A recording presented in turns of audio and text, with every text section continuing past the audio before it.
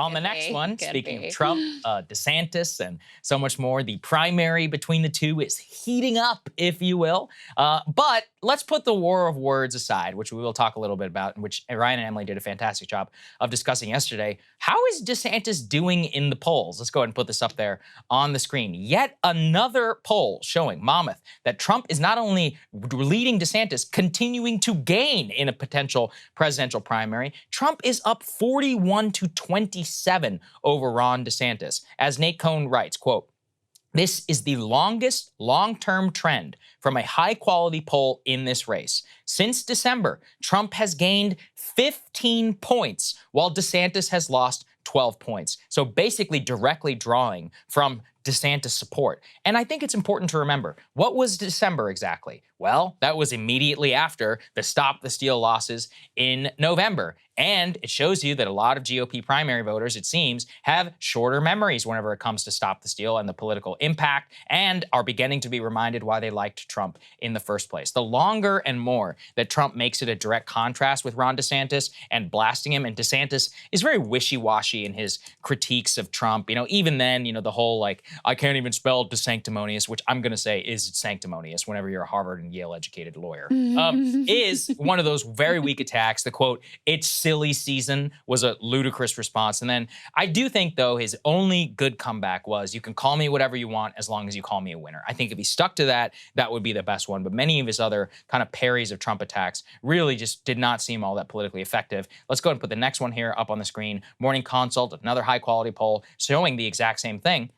March 19th poll shows Trump at 54%, which DeSantis is 26%, a similar, but at the same time, it shows the similar decline because January 2nd, 2023, it had Trump at 45 and DeSantis at 34, a similar drop in the amount of support for Ron DeSantis by 8 points. So everywhere you look, every primary poll, and again, you can say that the polls are wrong, but within each poll, the consistency of the movement is generally what people are looking at, and you see that Ron DeSantis is suffering. So in general, Krystal, I don't think we can but take away from this that the longer DeSantis holds his fire and he's out of the race, the longer then that he is going to suffer in these polls. Similarly, the more that he's doing his pushback and trying to draw the contrast, I am just not buying it. So I continue to see in this Piers Morgan interview that I went through, I tried to read it. By the way, Piers, please just release the whole goddamn thing instead of all these mishmash articles. Teasers. Sensationalism. I just want to read the transcript. Anyway,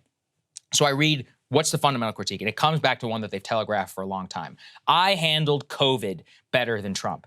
I simply do not believe that this will have any actual resonance with the base for a couple of reasons. Number one, the reason that, and Trump has actually said this because I think he's correct, the reason DeSantis was able to do what he did is because we live in a federalist system. The president has enormous delegation authority to all the governors. Hence why California did something different than Florida, which did something than Georgia, which did something from Indiana. State governors were the ones who were able to set their COVID policy, number one. Number two, they're like, he didn't fire Fauci. Now listen, I care a lot about that. I definitely think Trump made a mistake, etc. Are we really going to be voting for 2024 based on a personnel decision from 4 years ago? Okay, I just don't believe that.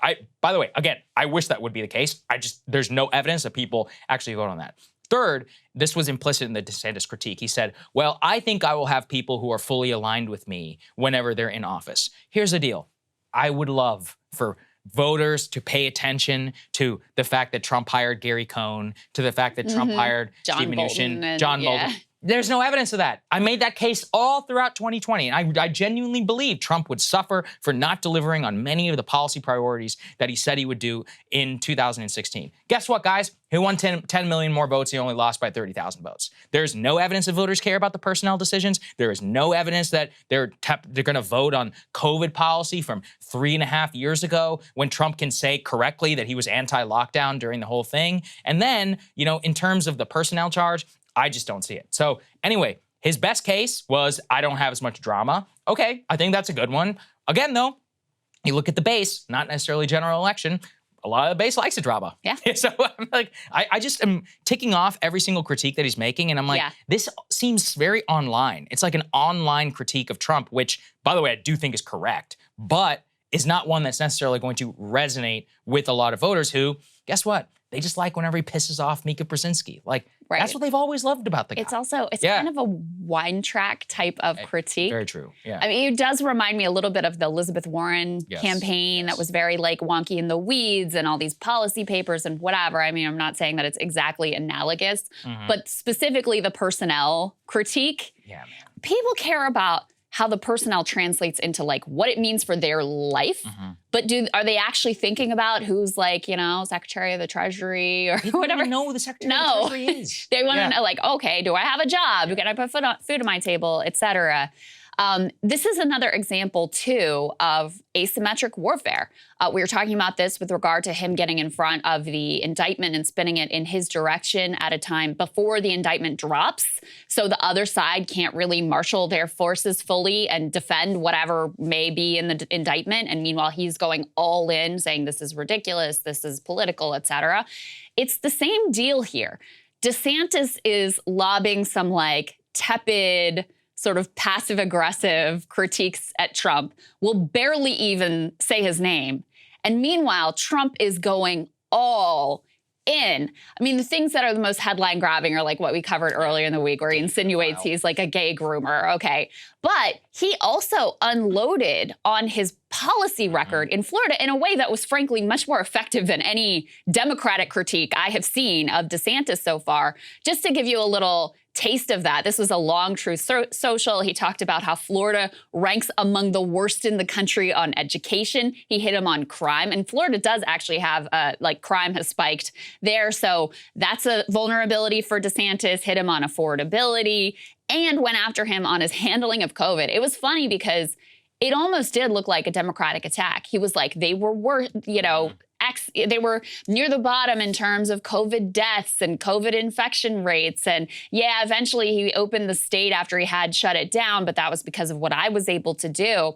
And he said that he was an average governor, but the best by far in the country in one category, public relations, where he easily ranks #1, but it is all a mirage. Just look at the facts and figures. They don't lie. And we don't want Ron as our president. Yes. So going in on the policy case, too. As we actually have that. B6, guys, let's go ahead and put that up on the screen, please, just so people can see exactly as Krystal lays it out. It is a very lengthy paragraph here that you can see where Ron DeSanctimonious, disciple of Paul Ryan, big lockdown governor, says, quote, that his profile is all a mirage and we don't want Ron as our president. As you said, this basically almost reads like a Charlie Crist ad in terms of the worst for the total number of cases, how other Republicans actually did much better than Ron because I allowed them freedom. They never closed their states. He talks about how the country's number 39 in health and safety, number 50 in affordability, number 30 in education and childcare. Hardly greatness there. Of course, an easy parry is, okay, then why do you live there, dude? Like, why do you like Florida? Well, he actually has the answer there. He says, and I thought this was kind of a clever too. He's like, look, it's amazing what ocean and sunshine will do. Surprise. Like, yeah, people want to move to the state because it has beautiful weather, but that was going on long before you were there, dude.